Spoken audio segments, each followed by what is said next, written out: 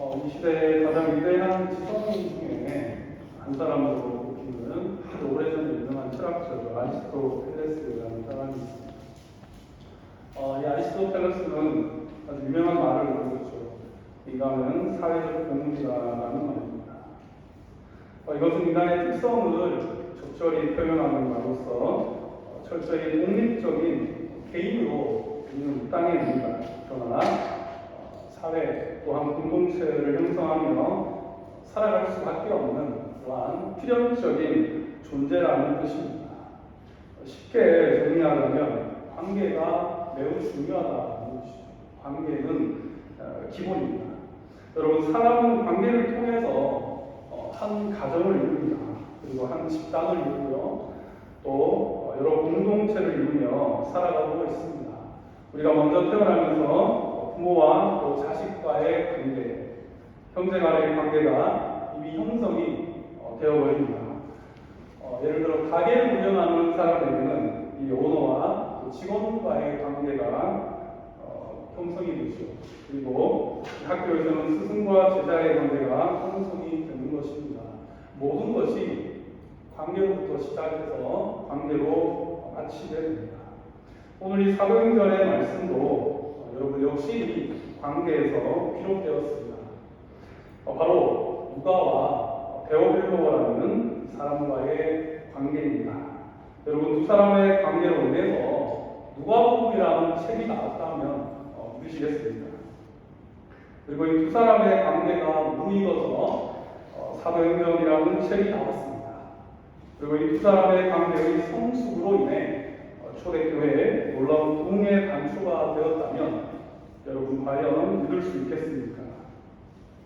이 관계가 얼마나 놀라운 일인지 오늘 이 말씀을 통해서 함께 은혜를 나누고자 합니다. 오늘 말씀 1절과 2절을 같이 한번 합독하시겠습니다. 시작.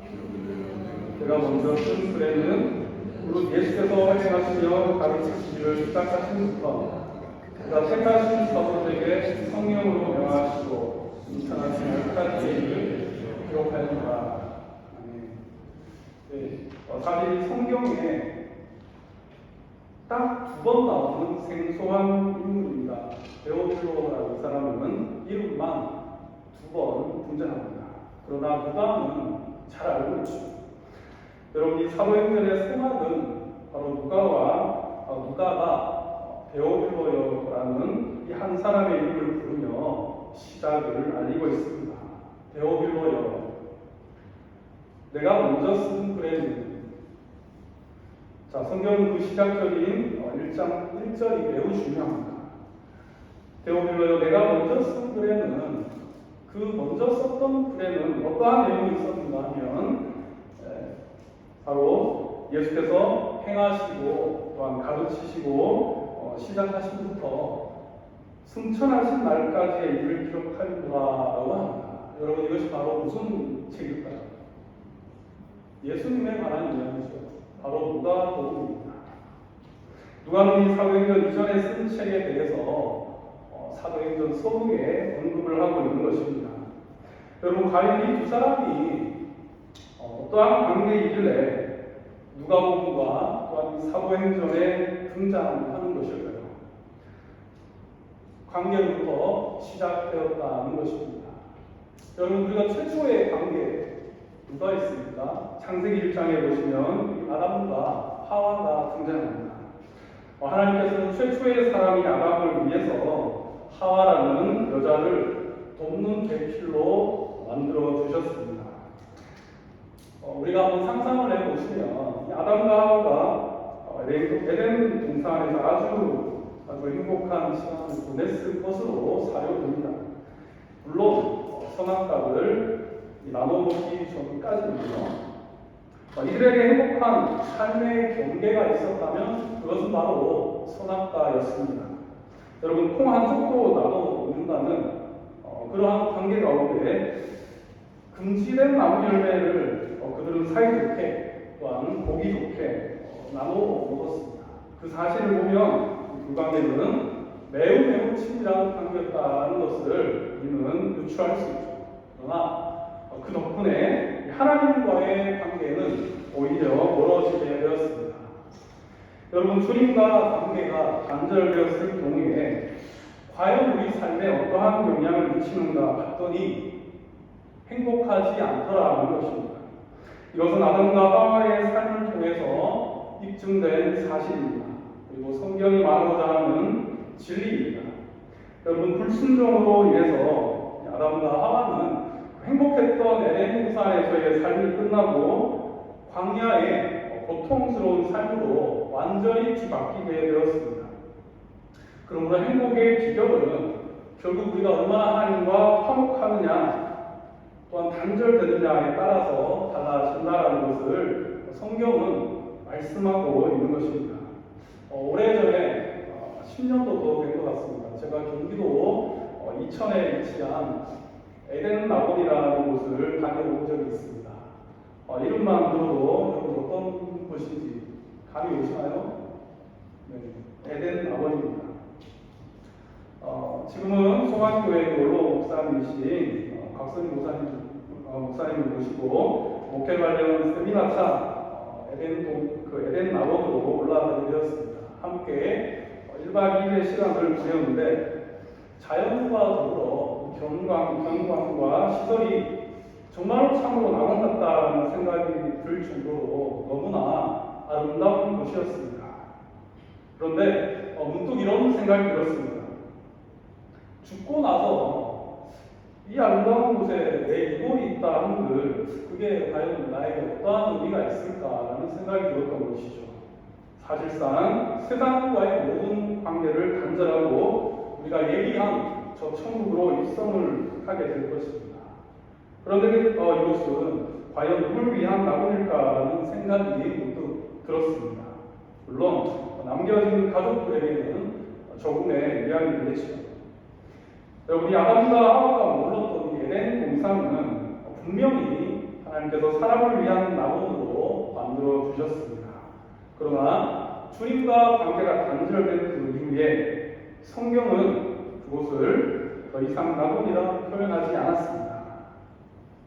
여러분, 주님과 단절된 삶이라면 이 땅 어디에도 참 행복을 찾을 수가 없다는 것을 우리는 잘 알고 있습니다. 결국 이 불행과 또한 이 행복에 대한 것은 하나님과의 관계에 전적으로 달려있다는 것이죠. 마찬가지로 여러분이 사람과의 관계도 참으로 중요합니다. 그러나 이 관계가 굉장히 어렵습니다. 이것 때문에 허세가 생기기도 하고 관계 때문에 다툼과 분열이 생기기도 합니다. 그리고 관계 때문에 사람을 해치는 일까지 빈번하게 발생하기도 합니다. 요즘 20대 초반을 한국에서는 MZ세대라고 합니다. 이 MZ세대의 특징은 개성이 뚜렷합니다. 그래서 개성이 뚜렷하며 그들은 거리낌이 없습니다. 즉, 감정을 감추지 않는다는 것이죠. 감정 표현에 있어서 굉장히 솔직합니다. 그래서 MZ세대 직장인들은 참지 못해서 사표를 잘 쓴다라고 하였습니다. 농담 반 진담 반이지만요. 아무리 좋은 회사라 할지라도 여러분 상사와 관계가 틀어지면 그곳은 직장이 아니라 지옥이나 다름없습니다. 제가 한국에서 삶을 할 때 저희 교구에 직장 생활을 하시는 한 집사님이 제게 상담을 요청하셨습니다. 그래서 저희 교회 카페에서 차를 한잔 나누며 이런저런 얘기를 듣게 되었습니다. 요는 직장 상사 때문에 너무 힘들어서 출근 시간이 아닌 것 같다고 합니다. 그래서 이 집사님이 오죽하면 사직서를 늘 주머니에 가지고 다니는데 차마의 아이들을 양육하고 또한 돈이 많이 들어가니까 이 사직서를 못 내더라고요. 그런데 참다 보니 여러분 그 직장이 너무나 지옥 같아서 상사가 너무나 괴롭혔는 겁니다. 목사님 기도 좀 해주세요라고 제게 상담을 요청하는 적이 있었습니다. 관계라는 것은 이렇게 중요합니다. 여러분 가정에서도 마찬가지입니다. 매일 마주하는 아내와 남편이 두 사람의 관계가 깨어지면 가정의 천국을 만들기란 굉장히 어렵습니다. 요즘 우리 사회 곳곳에 관계의 단절에 대한 문제가 심각합니다. 층간소음으로 감정이 폭발하고 또한 1층을 올라가서 살인을 저지르기도 하고 옆집에 누가 사는지 또한 어떻게 되었는지 모를 정도로 현재는 관계의 단절에 골이 있습니다. 이름없이 청년들은 구독사를 하기도 하고 또한 예전에 있었던 송파 세모녀 사건들은 모두가 다 얽히고 설킨 관계에서 오는 그러한 사회적인 문제였습니다. 여러분, 이러한 관계의 단절은 교회이든 직장이든 회사든 가정이든 공동체의 분열을 가져옵니다. 동서의 대립 그리고 남북의 분열, 세대 간의 갈등이 모든 문제의 중심에는 관계가 있다는 것입니다. 여러분, 교회는 어떻습니까? 사람이 모이는 곳이다 보니 관계가 중요하고 발도 중요하고 관계 때문에 교회를 떠나는 사람이 있는 반면에 관계 때문에 교회를 나오는 사람도 있습니다. 서론이 좀 길었습니다만 관계가 그만큼 중요하다는 것입니다. 인간은 사회적 동물이라는 것입니다. 여러분, 그런 가운데 다시 본문으로 돌아가서 이 누가와 데오빌로와의 관계로 시작하는 오늘 이 말씀은 사람과의 관계 또한 주님과의 관계를 아우르는 가장 성공적인 모델이라 할 수 있습니다. 왜냐하면 사도행전 2장에 나오는 이 오순절 성령 강림은 주님과의 관계가 화목함으로 바로 이 성령께서 불같이 임하셨던 사건입니다. 제자들이 가는 곳마다 기적과 부흥의 역사가 일어났죠. 베드로와 요한이 성전 이문에 있던 안중된 일을 일으켰습니다. 그러한 모든 기적의 역사가 일어났던 것은 여러분 그들의 관계가 경쟁이 아닌 바로 협력 관계로 성장하였기 때문입니다. 복음서를 보십시오. 복음서에 보시면 베드로와 요한의 관계, 그 제자들의 관계는 협력 관계가 아닌 경쟁 관계였습니다. 장차 하나님께서 통치하실 이 유대 이 땅에 주님께서 오시면 내가 과연 어느 자리에 앉을 것입니다. 제자들 간의 경쟁은 매우 치열했습니다. 그러나 주님의 부활과 승천 이후에 사도행전의 모든 기록을 보시면 더 이상의 경쟁 관계가 아닌 제자들은 협력 관계로 발전하였다는 것입니다. 관계가 협력 관계로 발전하였을 때 여러분 기적은 일어나는 것입니다. 자, 오늘 그 첫 번째 모델이 바로 누가복음과 사도행전의 저자 누가와 데오빌로라는 사람의 사례입니다. 누가의 직업이 무엇입니까? 의사였습니다. 여러분, 의사는 어떤 사람이죠? 인간의 몸을 연구합니다. 그리고 생명을 다루는 직업이기 때문에 그 누구보다 직업 윤리의식이 투철해야 하고 또한 철저히 지식과 또한 이론과 실전을 바탕으로 과학적으로 집도를 해야 합니다. 의사는 가장 합리적인 이성과 또 경험을 바탕으로 사실에 입각하는 것만을 말하는 것이 바로 의사의 기본입니다. 때로는요, 너무 솔직해서 겁이 나기도 하더라고요. 제가 신대원 1학년 때 기숙사에서 지낸 적이 있었습니다. 그런데 새벽에 갑자기 배가 아프고 평소 가끔씩 배탈이 나왔을 때 기분과는 다르게 어명하게 배가 아픈 것입니다. 야, 이거 뭔가 잘못됐구나, 이거 병원 가야 되겠구나 해서 그 당시에 이 광남구와 가장 가까운 그 건대병원 응급실에 가게 되었습니다. 건대병원에 입원을 해서 CT를 찍어보니 급성 맹장염이라는 판정을 받았습니다. 그 의사가 이건 미룰 수 없고 빨리 수술을 해야 된다라는 거예요. 덜컥 겁이 났지만 의사분께서 이렇게 말을 하였습니다. 이 수술은 그렇게 어려운 건 아닙니다. CT 소견상으로 그냥 간단하게 내시경 한 2시간 정도면 끝나니까 너무 그렇게 걱정 안 하셔도 됩니다. 그런데 그 후가 중요합니다. 그런데 혹 내시경으로 이렇게 관찰을 해보고 만약에 심각하다면 배를 가는 개복 수술을 해야 될 수도 있습니다. 제가 깜짝 놀랐습니다. 배를 나른다 하니까 얼마나 무섭습니까? 제가 여쭤봤죠. 몇 프로나 됩니까? 한 1% 됩니다. 그러더라고요.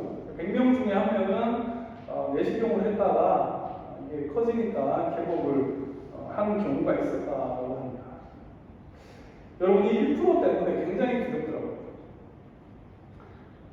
의사는 이처럼 이 사실에 입각해서 굉장히 정확한 또한 과학적이고 논리적인 그러한 사람이 바로 이 의사라는 직업입니다. 누가도 마찬가지입니다. 여러분, 오늘 저자인 누가 역시 그가 기록한 누가복음이나 또한 이 사도행전을 기록할 때 철저히 사실에 입각하여 기록하였다는 것을 우리는 기억해야 합니다. 적당히 생각나는 단어를 사용한 것이 아니라 가장 시적절한 단어를 사용하였으며 이 모든 사건 역시 그의 감정에 이끌리는 대로 기록한 것이 아니라 그가 보고 듣고 정리한 모든 것들을 기록하였다는 것입니다.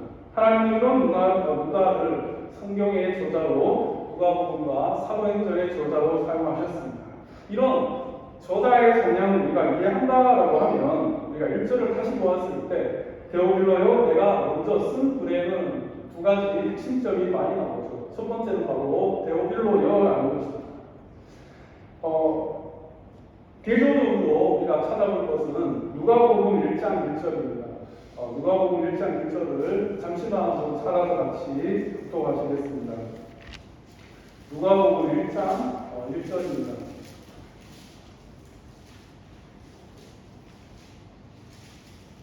찾으셨나요? 네, 다시 한번 합독하시겠습니다. 시작.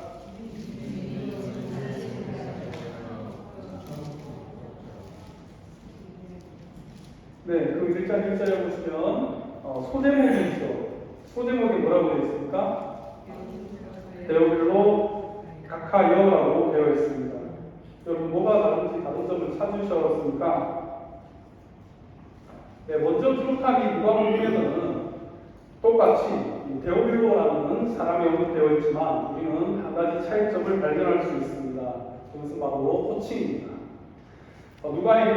누가복음에는 데오빌로 카카라는 경칭을 사용하였습니다. 그러나 이 사도행전에는 경칭이 빠졌다는 것입니다. 여러분, 이것이 단순한 누가의 실수였을까요? 사도행전 1장 1절을 보시면 데오빌로요라고 분명히 기록되어 있습니다. 여러분, 왜 그랬을까요? 가장 정확해야 될 이 누가가 실수로 여러분 맡겼을까요? 아니면 그 사이에 카카라고 불렀었던 이 데오빌로가 퇴직을 했을 수도 있겠습니다만은, 그러나 우리가 일반적으로 아무리 공직에서 퇴직을 한다 해도 그 사람의 경칭은 붙여주는 것이 바로 예의입니다. 의원직이 끝났다 해도 의원님이라고 부르죠. 각하가 끝났다라고 해도 각하라고 부릅니다. 그런데 이 사도행전에는 각하라는 경칭이 사라졌습니다. 더 이상 누가복음을 쓸 당시의 관계가 아니라 발전된 어떠한 관계가 있었다라는 것을 우리는 이 한 절에서 알 수가 있다는 것입니다. 누가복음을 기록할 당시에 누가는 데오빌로에게 철저히 경칭을 붙여서 데오빌로 카카라고 불렀습니다. 그러나 그 이후에 사도행전을 기록할 당시에 누가는 그저 데오빌로여라고 그를 부르고 있다는 사실입니다. 여러분, 주인과 종 또한 상관과 부하, 귀족과 평민이 주되었던 이 당시의 세계 가운데 이 수직적 계급 사회라는 곳에서 각하라는 경칭을 사용했다는 것은 누가복음을 쓸 당시에는 굉장한 거리가 있었다는 것이죠. 그러나 사도행전의 말씀을 보시면 그 거리가 굉장히 가까워졌다는 것을 의미합니다. 무엇으로, 과연 이 두 사이에 무엇으로 관계가 성숙했던 것입니다. 여러분, 우리 믿음의 사람들은 관계를 내고 참으로 아름답게 매너 있게 주님 안에서 화목한 관계를 해야 된다는 것을 우리가 잘 알고 있죠. 그죠? 그러나 그 관계라는 것이 너무 어렵습니다.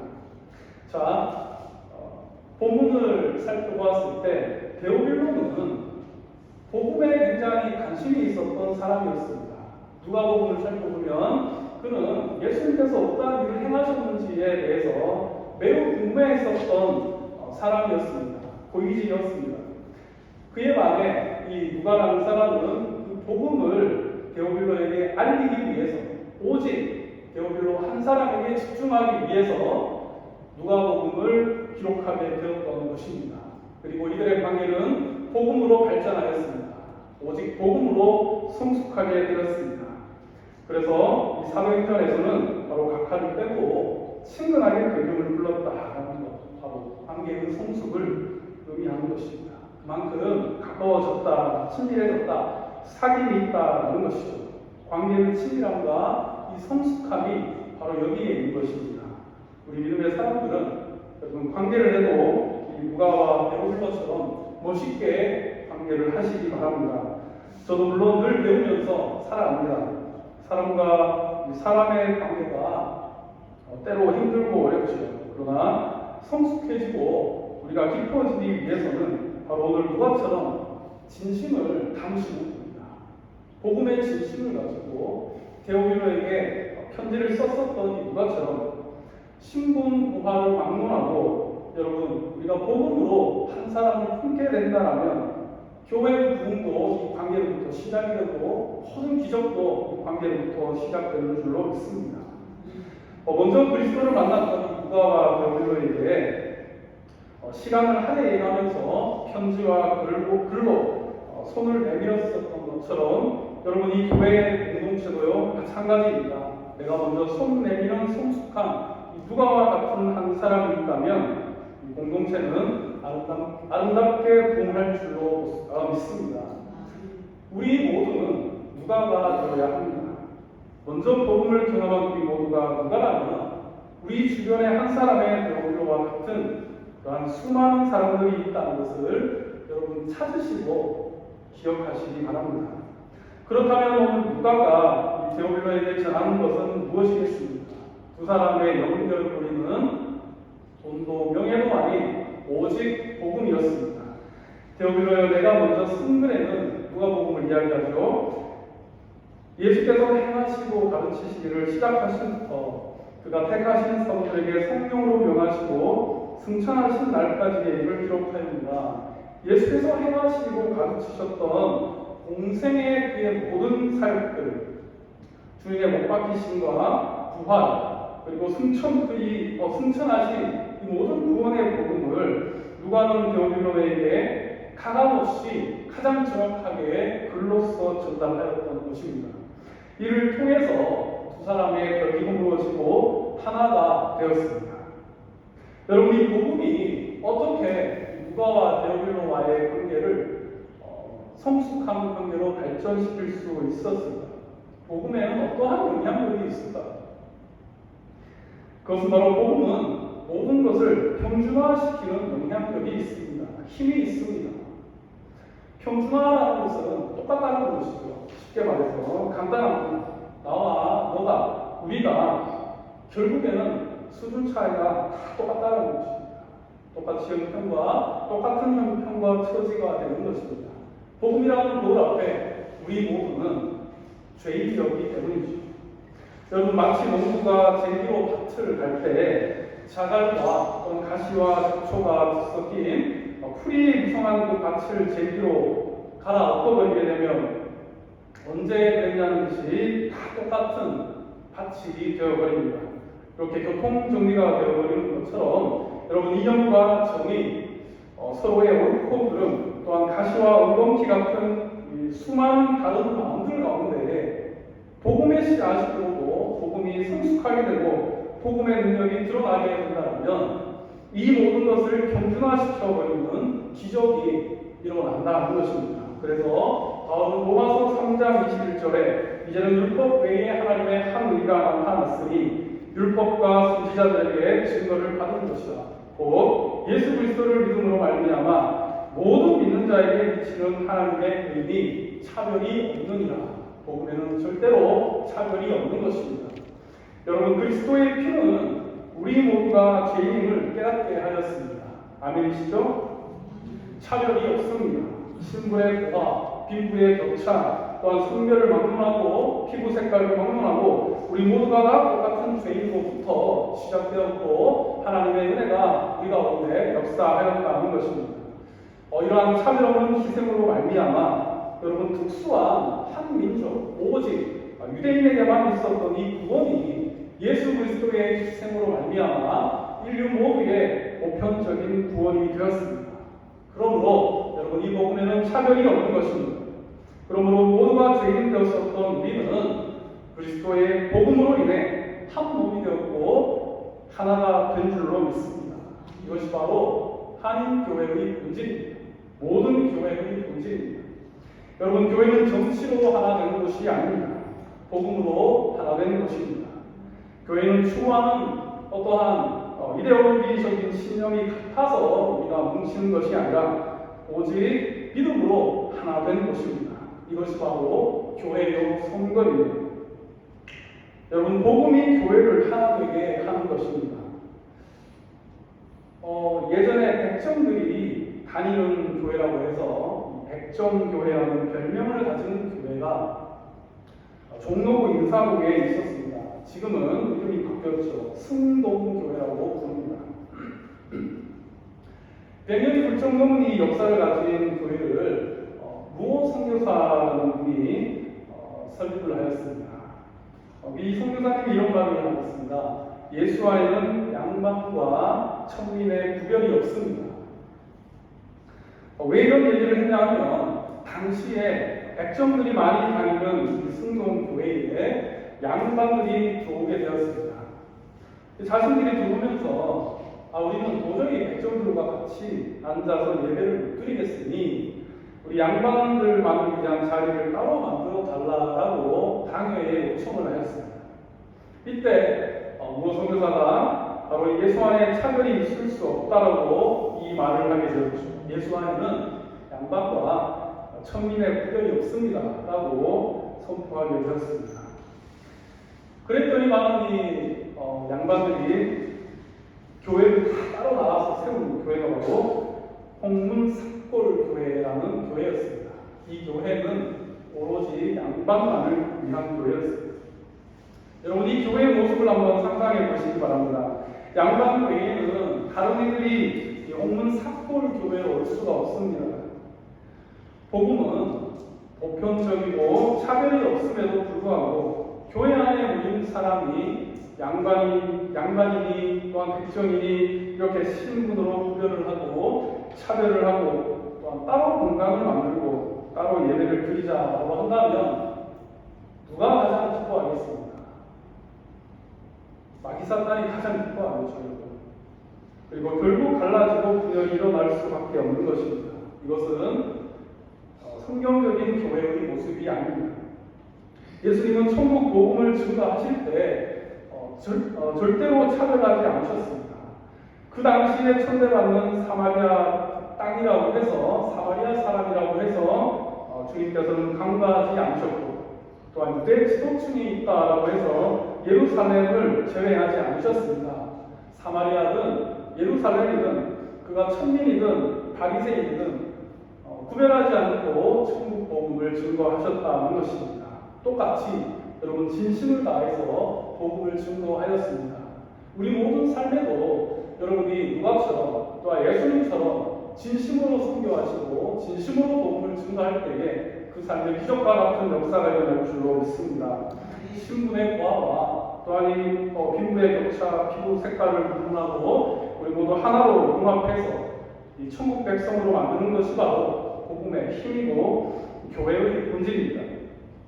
복음에는 어떠한 차별도 없는 것입니다. 그러므로 여러분 성도 간의 이 성숙한 관계 무엇으로부터 시작하겠습니까? 바로 차별 없음으로부터 시작하는 것입니다. 왜냐하면 우리 모두 똑같이 십자가 앞에 죄인이었기 때문이죠. 누가와 디오빌로 역시 동일합니다. 모두가 다 죄인이었습니다. 그러나 이 복음을 통해서 성숙한 관계가 되었습니다. 이 복음을 통해서 결국 사도행전에 누가와 디오빌로는 하나가 되었던 것입니다. 여러분 복음서의 제자들은 서로 누가 크냐라고 경쟁을 했었죠. 그러나 사도행전의 이들은 제가 서두에 말씀드렸듯이 협력관계로 발전을 하였습니다. 진정으로 복음을 경험한 이후에 이 제자들은 주님 안에서 더 이상의 어떠한 경쟁이 아니라 협력이라는 것을 오순절 성령 강림 이후에 그들은 철저하게 깨닫게 된 것입니다. 여러분, 이 가나안 교회도 복음으로 하나 되시기를 바랍니다. 복음으로 더욱 깊어지는 우리 모두가 되기를 간절히 소망합니다. 그래서 남이 잘 되면 내가 배 아픈 것이 아니라 우리 주님 안에서 형제 자매가 잘 되면 우리 김 집사님이 잘 되고 이 집사님이 잘 되면 여러분 내가 잘 되는 것입니다. 그런 사고를 가지고 그런 마인드를 가지고 우리가 살아가는 것이 가장 성숙한 그리스도인이라 믿습니다. 예를 들어 결국에는 하나님의 나라가 확장되는 것이니 우리 모두는 다 좋은 것입니다.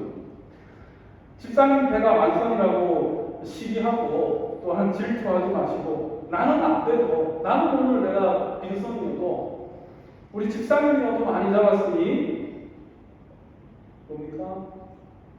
결국에는 우리 하나님 나라를 위해서는 모두의 기쁨인 것이죠. 이렇게 마인드를 바꾸시면 결국에는 내 배도 만선의 역사가 될 줄 믿습니다. 여러분, 이것이 바로 참 교회의 모습입니다. 이 가나안 교회 너무나 귀하고 소중한 교회입니다.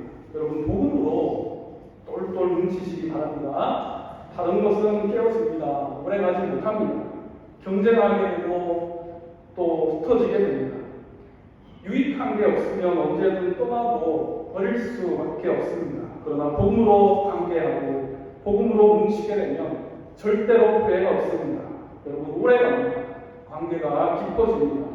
교회가 부흥하고 성장합니다. 그 진심이 교회를 살리게 되는 것입니다. 많은 사람들이, 많은 목회자와 신학자들이 한국 교회가 위기라고 합니다. 2014년 한때 전체 인구 중에 기독교인이 21%까지 올라간 적이 있었습니다. 최고 정점이었죠. 그러나 코로나 이 팬데믹 시대를 지나면서 모든 것이 힘들어졌습니다. 현재는 16에서 한 17% 정도까지 기독교인의 인구가 감소하였습니다. 그리고 이마저도 주일에 교회에 나가지 않는 가나안 성도들이 한 200만이 넘는다고 합니다. 전체 744만 정도의 기독교인 중에 한 20% 정도가 예배를 드리지 않는 것이죠. 여러분, 물론 개인주의가 팽배하고 단절된 사회를 살아가는 시대에 신앙생활도 사실 그 패턴대로 갈 수밖에 없는 것은 어쩌면 그렇게 이상하지만은 않습니다. 그러나 신앙생활은 이렇게 해서는 안 됩니다. 여기에 함정이 있습니다. 교회를 우리가 왜 공동체라고 부르겠습니까? 여러분, 교회를 공동체라고 하는 것은 연합된 한 몸을 기본으로 하는 것입니다. 이것을 전제로 합니다. 전도서 4장과 마가복음 2장에 보시면 한 겹보다 두 겹줄이 낫고 두 겹보다 세 겹줄이 낫다라고 하였습니다. 무슨 말이냐 하면 두 사람이 한 사람보다 낫다는 것입니다. 그리고 세 사람이 두 사람보다 낫다라는 말씀입니다. 우리 한인교회에서 제가 보니까 두세 사람이 최소 몇십 명은 돼 보입니다. 여러분, 복음으로 우리가 뭉치면 놀라운 역사가 일어날 수밖에 없다는 것이 성경이 제시하는 과학적인 논리입니다. 여러분, 교회는 서로가 복음으로 뭉치고 그런 가운데 관계가 성숙해가면 거기에서 이제 세상을 바꾸는 힘과 에너지가 나오는 것입니다. 복음은 깨어진 관계를 회복하게 하는 놀라운 힘이 있습니다. 화합하게 하는 힘이 있습니다. 화목하게 하는 능력이 있습니다. 에베소서 2장 16절에서 19절 가운데 바울은 굉장히 중요한 교회론을 설파하면서 하나님과의 관계를 과연 무엇이 화목하게 하였는가라고 했을 때 많은 사람들이, 많은 에베소의 성도들이 물었을 때 그는 이렇게 대답합니다. 오직 십자가 그 복음으로 이 둘을 한 몸으로 화목하게 만들었다라고 바울은 설파하고 있습니다. 골로새서 1장 20절에는 그의 십자가의 피로 화평을 일으사 만물 곧 땅에 있는 것들이나 하늘에 있는 것들이 그로 말미암아 자기와 화목하게 되기를 기뻐하십니다. 화평은 어디에서 시작되는 것입니까?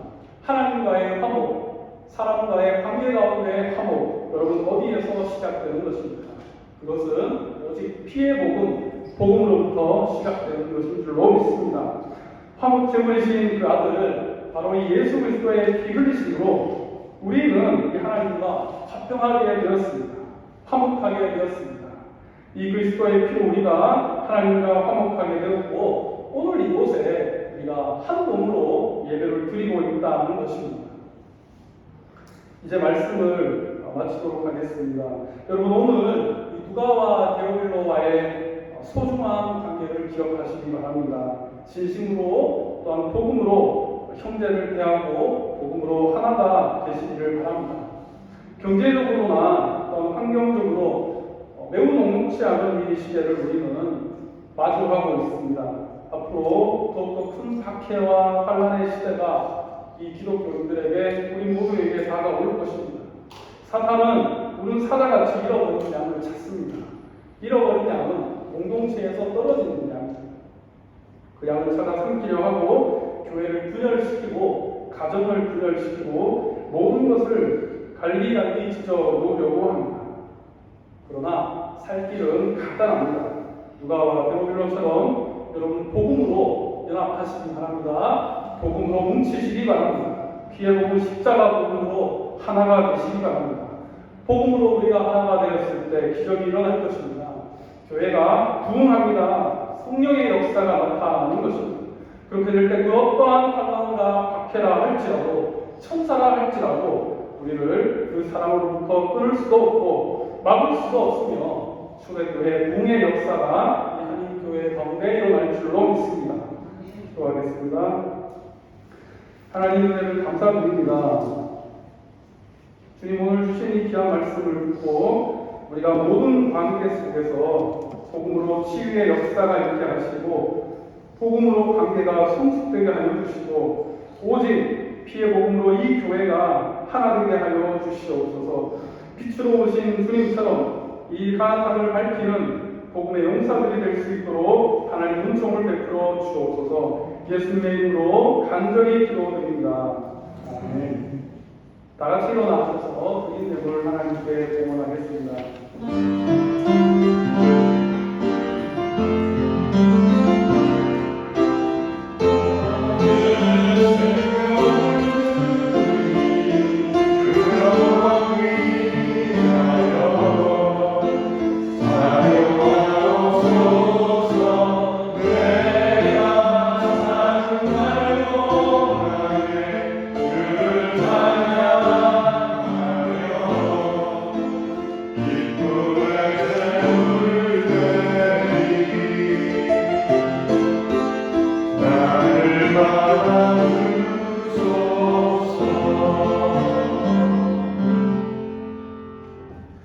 거룩하신 하나님 아버지, 우리가 오늘도 이 땅 가운데에 우리 모두에게 호흡을 주시고 그리하여 거룩한 주일 주의 전에 나와 예배하게 하심을 감사드립니다. 하나님, 죄 많고 허물 많은 우리를 주님께서 친히 여겨주시고 주님의 이 잔치로 초대하여 주시고 또한 그 발걸음을 인도하여 주심에 무한 감사를 드립니다. 이 모든 마음을 모아 이 시간 예물을 드리오니 흠양하여 주옵소서. 베풀어 주신 이 땅의 소산으로 드리는 하나님 11조의 예물과 또한 감사와 선교와 모든 각양 예물을 주님께 드리오니 받아주시고 오직 하나님 나라의 확장을 위해서 사용하여 주옵소서. 예물이 쓰여지는 곳곳마다 먼저 기도로 사용하게 하시고 복음의 능력이 나타나고 놀라운 기적의 역사가 일어나 오직 하나님의 영광이 충만하게 하여 주시옵소서.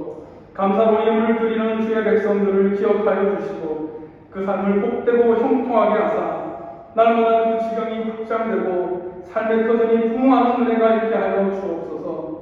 마른 사막에 물을 내시고 또한 길을 만드시는 능력의 주님께서 하나님이 낯선 이방 땅에서 힘겹게 살아가는 우리 사랑하는 주의 백성들을 돌보아 주시고 붙들어 주옵소서. 육신의 해를 입지 않도록 우리 주님의 생명사계로 늘 지켜보호하여 주시고 모든 직장과 생업과 삶의 터전을 축복하사 가라지와 황충이 틈타지 않도록 지켜 보호하여 주옵소서.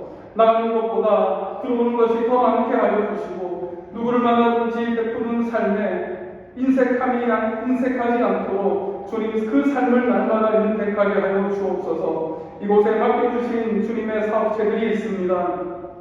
그 생업에 손이 마르지 않도록 날마다 풍성한 은혜를 부어주시고 어디를 가든지 좋은 사람들 만나게 하여 주시고 가는 곳마다 걸음마다 막혀있던 모든 길들이 열리게 하여 주시옵소서. 복음이 증거되고 날마다 승리를 경험하며 우리 모든 입술에 찬양과 간증만이 흘러넘치는 복된 인생들이 되게 하여 주옵소서. 한 주간도 주의 몸된 이 교회를 붙들어 주심을 감사드립니다. 가나안 땅 이곳에 세워주신 이 주의 몸된 교회가 참으로 초대교회처럼 복음으로 부흥하게 하여 주시고 주의 말씀으로 날마다 흥왕하게 하여 주시고 믿는 자의 수가 늘어나는 부흥이 이곳에 있게 하여 주옵소서. 복음 들고 선교하는 선교사님들과 가족들을 지켜 보호하여 주시고 맡겨주신 모든 사역지 그곳 가운데 하나님 귀한 열매 맺을 수 있도록 주님 친히 운행하여 주옵소서. 특별히 대사관에 속한 모든 분들을 기억하여 주시고 형통하고 지혜롭게 맡겨진 모든 일을 감당할 수 있도록 은혜를 베풀어 주옵소서. 우리 한인회와 또 속한 모든 임원들이 있습니다. 각기가 단체에서 이 땅 가나에서 조국 우리 대한민국의 위상을 드높이고 땀 흘려 애쓰고 또 눈물로 기도하는 주의 백성들이 하나님 그 누구보다 잘 되게 하여 주시고 어디를 가든지 참으로 기둥같이 쓰임받는 능력의 중들이 될 수 있도록 인도하여 주옵소서. 사랑하는 주의 백성들 맡겨주신 사업체들 하나님 기억하여 주시고 아버지 하나님 주님께서 책임지고 지켜보아여 주셔서 막혀있던 모든 문제들이 순식간에 풀리게 하여 주시고 열리지 않고 굳게 닫혀있던 사업의 문들이 기적처럼 열리는 은혜가 있게 하여 주시옵소서. 깊고 넓은 그 바다에서 조업하는 주의 백성들을 기억하여 주시고 세상에서 어려움을 당하지 않도록 하나님 붙들어 주시옵소서. 안전하게 조업할 수 있도록 주님 인도하여 주시옵소서. 그물을 내릴 때마다 먼저 기도하게 하여 주시고 빈손으로 갔다가 만손으로 돌아오는 은혜가 있게 하여 주시옵소서. 모든 사람들이 하나님 주님의 살아계심을 알 수 있도록 영광스러운 조음이 될 수 있도록 주님 축복하여 주시옵소서. 원치 않는 질병과 또한 어린 모를 아픔으로 고통받는 성도들을 주님 기억하여 주시고 손을 놓고 믿음으로 기도할 때마다 남을 있는 역사가 있게 하여 주옵소서. 그 즉시로 병이 떠나가고 모든 고통과 아픔이 물러가고 치유와 기적의 놀라운 역사를 경험하게 하여 주시옵소서. 입시를 앞둔 사랑하는 주의 자녀들에게는 지혜를 주시고 유학 중인 자녀들과 군 복무 중인 자녀들 건강을 또한 안전을 지켜 보호하여 주시옵소서. 직장과 결혼을 위해 기도하는 청년들 하나님 그 기도를 들어주시고 그 길을 열어주시고 좋은 사람들을 만나게 하여 주시고 그들의 모든 앞날이 주께 있음을 고백하며 이 어두운 세상 빛으로 밝히고 복음으로 생명을 살리는 충성된 일꾼들이 될 수 있도록 은혜를 베풀어 주시옵소서. 출타 중인 성도들 또한 우리 고경철 담임 목사님과 사모님을 기억하사 모든 것들을 순탄하게 치료받고 돌아와 이 귀한 한인교회 성결하기에 부족함이 없도록 하나님 은혜를 베풀어 주시옵소서. 한 주간도 주신 귀한 말씀 붙들고 세상으로 나아갑니다. 가는 걸음마다 하나님 동행하여 주시고 말씀이 그 삶의 뿌리를 내리고 열매를 맺어서 우리 모두가 다 승리하는 인생들이 되게 하여 주시옵소서. 어려운 이 가나안 땅에서 하나님 오직 십자가 주님만 붙들고 살아갈 때에 주여 눈물 흘리고 가슴 아픈 일을 당하지 않도록 하나님 붙들어 주시고 때로는 이 메마른 광야의 길을 내시고 다친 눈도 여시는 주님께서 주의 백성들을 친히 인도하사 날마다 찬양과 간증으로 넘치는 삶이 되게 하여 주시옵소서. 그리하여 다음 주에도 우리 모두 두 팔 들고 찬양하며 이 예배의 믿음으로 기쁨으로 달려오는 사랑하는 주의 백성들 되게 하여 주시옵소서. 예수님의 이름으로 축복하고 기도하옵나이다. 아멘. 함께 파송의 찬양을 드리겠습니다.